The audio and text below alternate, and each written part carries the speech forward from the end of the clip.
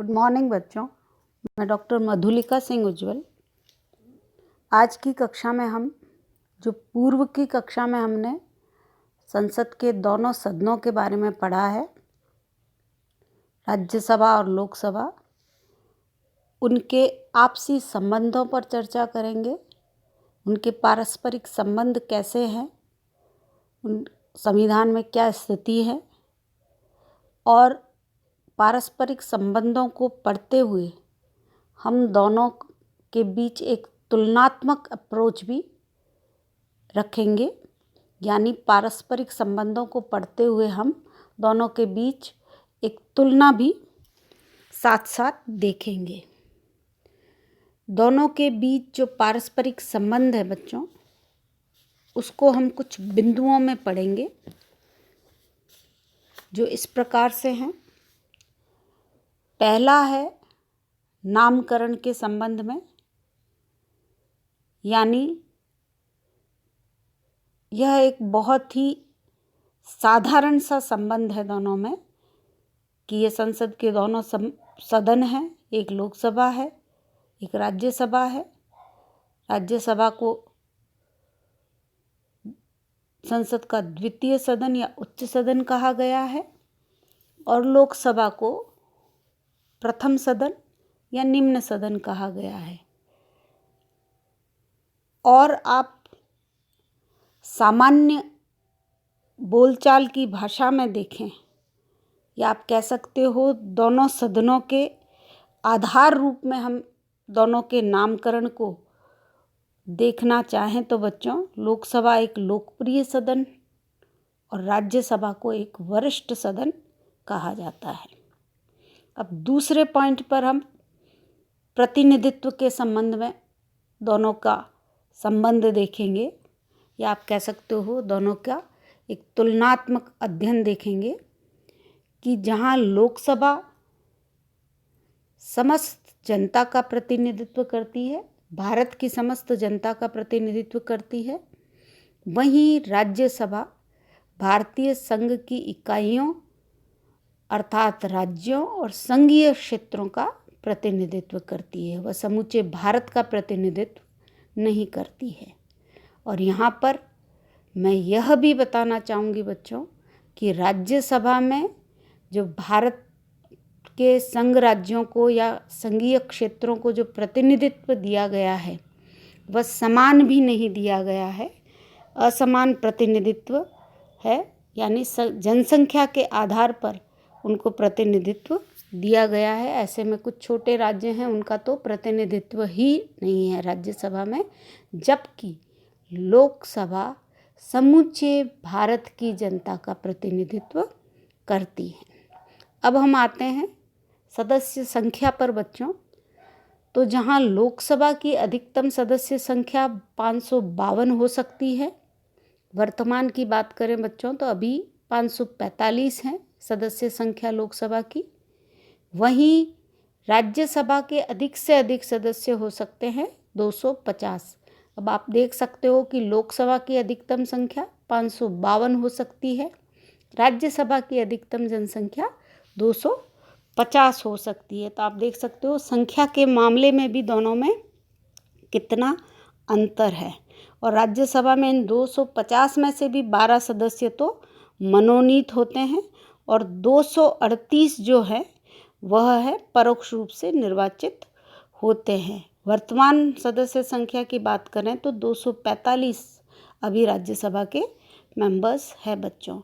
तो यहाँ पर फिर मैं एक बार बताना चाहूँगी कि यदि किसी विधेयक पर, साधारण विधेयक पर दोनों सदनों में मतभेद हो जाए और राष्ट्रपति द्वारा आर्टिकल 108 के तहत संयुक्त बैठक बुलाने का आह्वान किया जाए, तो आप देख सकते हो, आप सोच सकते हो कि सदस्य संख्या के बल पर मतभेद होने के बाद भी राज्यसभा से वह विधेयक लोकसभा के इच्छा अनुसार ही पारित या पास होगा, क्योंकि लोकसभा के सदस्यों की संख्या राज्यसभा के सदस्यों की संख्या से दुगनी से भी अधिक है। तो इस प्रकार से कह सकते हैं कि जो संयुक्त बैठक में सदस्यों की संख्या ही लोकसभा की एक्चुअल शक्ति का आधार बनती है।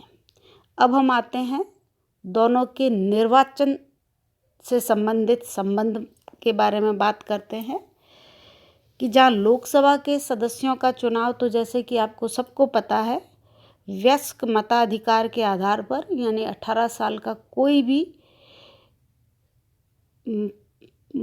भी नागरिक लोकसभा के सदस्यों का चुनाव वयस्क मताधिकार के आधार पर, यानी 18 वर्ष का कोई भी नागरिक प्रत्यक्ष निर्वाचन के द्वारा लोकसभा के सदस्यों का चुनाव करता है।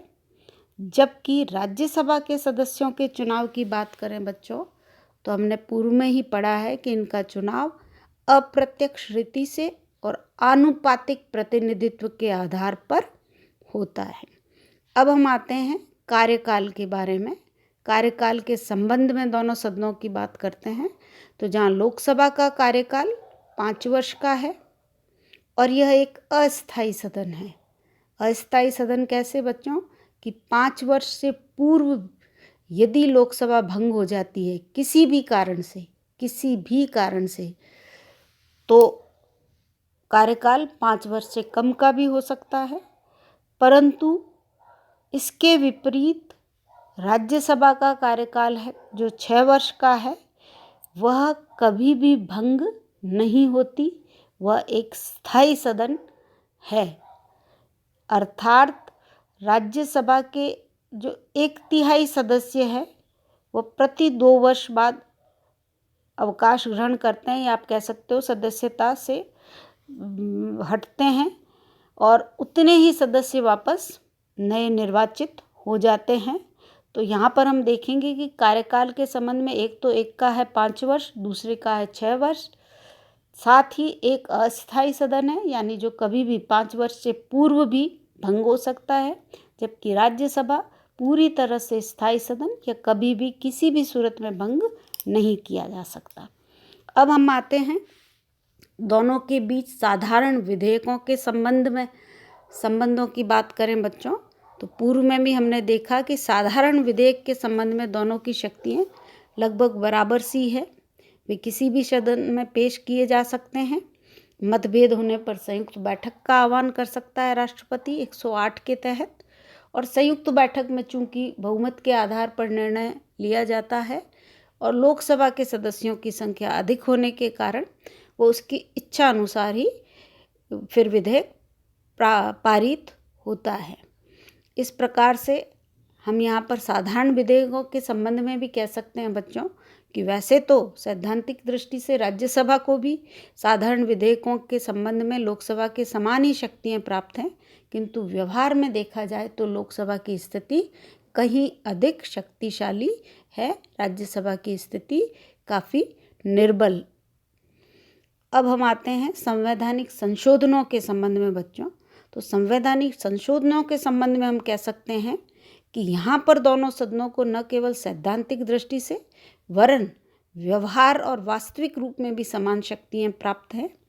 कैसे बच्चों कि यह संशोधन यानी संवैधानिक संशोधन पहले तो किसी भी सदन में प्रस्तावित किया जा सकता है, और दूसरा कि संवैधानिक संशोधन को संसद के दोनों सदनों द्वारा विशेष बहुमत से अलग अलग पारित करना जाना आवश्यक है, और तीसरा कि संवैधानिक संशोधनों के संबंध में संयुक्त बैठक का नहीं बुलाई जा सकती है। तो इस प्रकार से हम देख सकते हैं कि संवैधानिक संशोधनों के संबंध में राज्यसभा की स्थिति लोकसभा के समकक्ष होती है। परंतु फिर भी मैं व्यवहार की बात करूं बच्चों तो बताना चाहूँगी कि अभी तक केवल 1975 में जो 40वां संवैधानिक संशोधन विधेयक है वह ही राज्यसभा में प्रस्तावित किया गया है। यानी आप कह सकते हो कि अधिकांशतः संवैधानिक संशोधन विधेयक भी लोकसभा में ही प्रस्तावित किए जाते हैं। अब हम आते हैं वित्तीय विधेयक के संबंध में बच्चों। तो पहले की कक्षाओं में भी हमने इसको खूब अच्छे से डिस्कस किया है कि वित्त विधेयक केवल लोकसभा में ही प्रस्तावित हो सकते हैं, राज्यसभा के पास केवल इतनी ही शक्ति प्राप्त है कि वह लोकसभा द्वारा पारित वित्त विधेयक को 14 दिन के लिए अपने पास रोके रख सकती है। यदि 14 दिन के बाद वह अपने सुझावों के साथ, अपनी सिफारिशों के साथ लोकसभा को नहीं लौटाती है वह वित्त विधेयक, तब भी उसे पारित मान लिया जाएगा, पहला।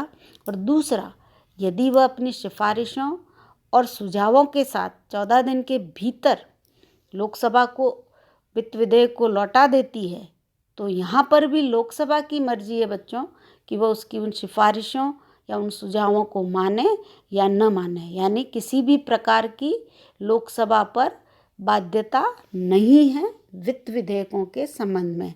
तो हम कह सकते हैं कि वित्त विधेयक के संबंध में लोकसभा पूरी तरह से राज्यसभा पर हावी है, यानी बहुत अधिक शक्तिशाली है। अब हम बात करें कार्यपालिका पर नियंत्रण के संबंध में दोनों सदनों की स्थिति। तो बच्चों, संसदात्मक शासन में आप सबको पता है कि मंत्रिमंडल संसद के लोकप्रिय सदन के प्रति उत्तरदायी होता है, और यहाँ पर लोकप्रिय सदन क्या है? लोकसभा। यानी मंत्रिमंडल सामूहिक रूप से लोकसभा के प्रति उत्तरदायी होता है, राज्यसभा के प्रति नहीं। राज्यसभा के सदस्य केवल इतना कर सकते हैं कि वह मंत्रियों से पूरक प्रश्न पूछ सकते हैं, और इनके द्वारा वह इसकी आलोचना का रास्ता भी निकाल सकते हैं।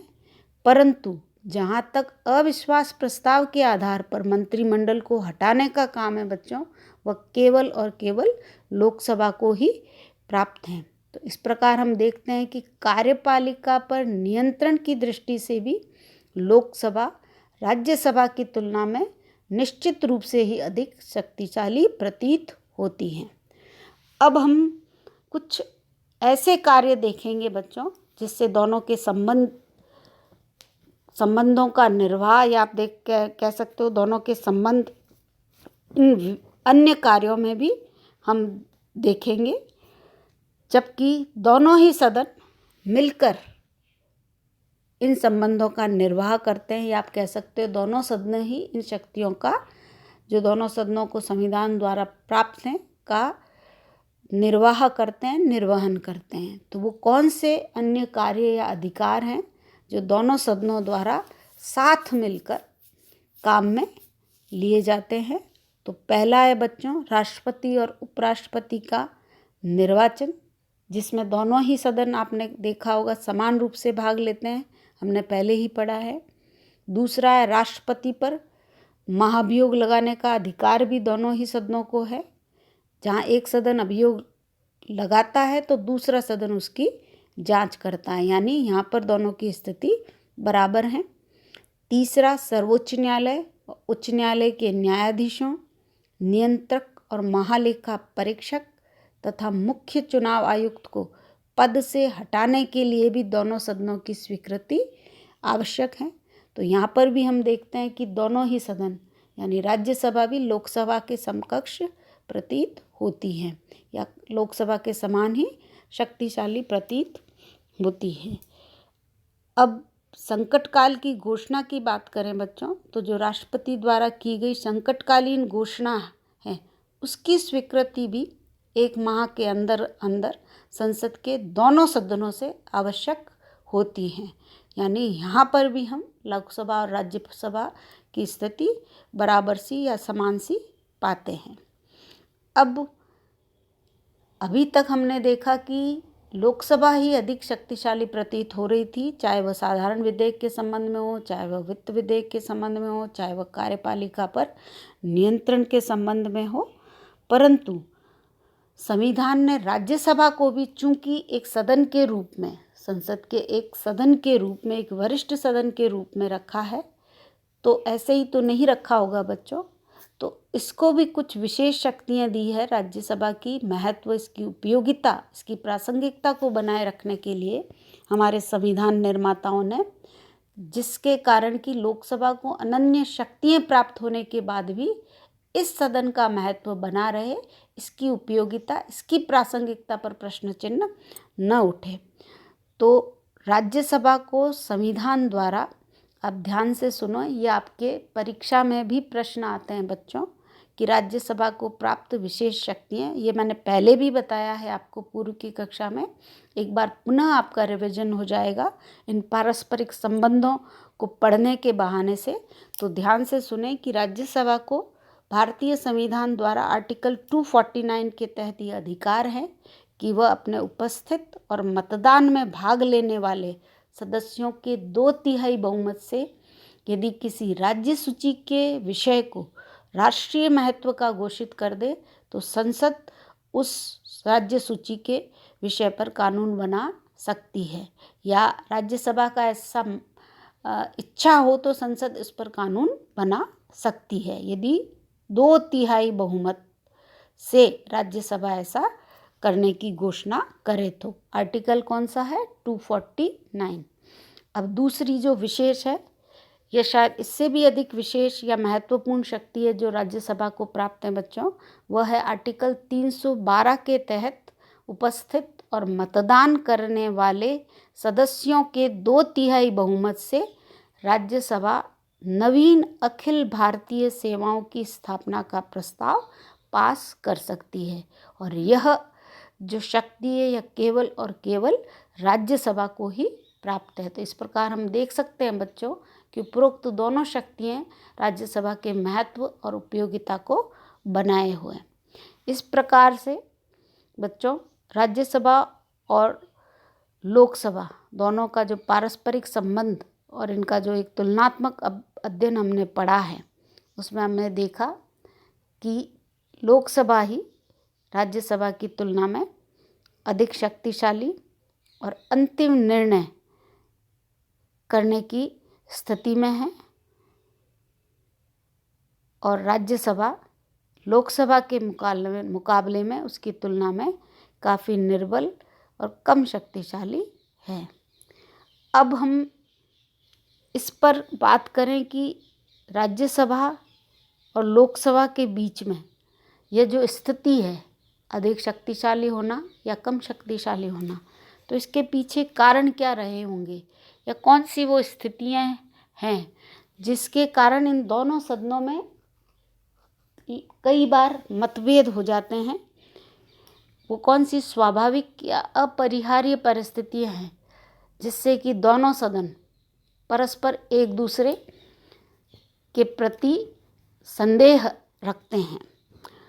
तो यहाँ पर मैं पहला कारण, जैसा कि मॉरिस जोन्स ने बताया है कि संस्थाओं का, उसका कोटेशन है बच्चों मॉरिस जोन्स का, कि दोनों सदनों के बीच में जो प्राय मतभेद होते हैं या जो ये स्थिति को लेकर कि कौन शक्तिशाली ज़्यादा और कौन कम है, इस पर मॉरिस जोन्स ने जो लिखा है उसके अनुसार मैं बताना चाहूँगी। वह कहता है कि संस्थाओं का यह स्वभाव होता है कि वे निष्ठाओं को जन्म देती है, और जब दो संस्थाओं की स्थिति प्राय समान होती है तो उनमें मतभेदों का उत्पन्न हो जाना सर्वथा ही स्वाभाविक है। यहाँ पर आप देख सकते हो बच्चों कि जो मुख्य रूप से दोनों के बीच स्थिति का जो अंतर है, जो आप कह सकते हो शक्तियों की जो तुलना हम देखते हैं, अभी हमने जब पढ़ा इन दोनों के बीच संबंधों में, तो इसका एक मात्र जो अहम कारण है वह यही सामने निकल कर आता है मॉरिस जॉनसन के इस कोटेशन के भी संदर्भ में हम देखें तो, कि जहाँ लोकसभा के सदस्य जनता द्वारा प्रत्यक्ष रूप से निर्वाचित होते हैं, ऐसे में उनमें जो लोकतांत्रिक श्रेष्ठता का भाव होता है वह राज्यसभा के सदस्यों पर हावी होने लगता है, और दोनों की ये जो निर्वाचन और कार्यकाल की पद्धतियों का भेद है, यह भी दोनों सदनों के बीच में कई बार आप कह सकते हो स्थिति, शक्ति और अहम के द्वारा जो मतभेद उत्पन्न होते हैं उनका आधार बन जाता है बच्चों, कि लोकसभा के सदस्य प्रत्यक्ष रूप से निर्वाचित होते हैं और राज्यसभा के, जैसा कि हमने देखा, राज्यों की विधानसभाओं द्वारा निर्वाचित होते हैं। और सदैव यह देखा गया है कि केंद्र में एक राजनीतिक दल सत्तारूढ़ होता है और राज्यों की विधानसभाओं में अन्य दलों का बहुमत होता है। तो इस प्रकार से जो ये दलीय संरचना का भेद है राज्यसभा और लोकसभा के बीच में, जो ये दलीय संरचना में भेद हो जाता है, यह भेद भी दोनों के बीच, यानी केंद्र में एक पार्टी की सरकार है और राज्यों में अलग पार्टी की सरकार है, तो यह ऑब्वियस है कि राज्यसभा में दूसरी पार्टी के सदस्य चुनकर आ रहे हैं। तो ये दलीय संरचना का जो भेद है, यह भी दोनों सदनों के बीच में अक्सर आपसी विरोध और आपसी संशय, संदेह, मतभेदों को जन्म देने का अहम कारण बनता है। तो बच्चों, आज की कक्षा में हमने पढ़ा संसद के जो दोनों सदन हैं, राज्यसभा और लोकसभा, इनके पारस्परिक संबंधों का एक तुलनात्मक अध्ययन और दोनों के बीच जो मतभेद हैं उसके जो प्रमुख कारण हैं उनको। तो अब अपनी जो नेक्स्ट कक्षा है बच्चों, उनमें हम पुनः संसद से ही संबंधित संसद की शक्तियाँ, कार्य और शक्तियाँ, उसकी भूमिका आदि पर पढ़ेंगे, उस पर चर्चा करेंगे। आज के लिए बस इतना ही बच्चों। Thank you.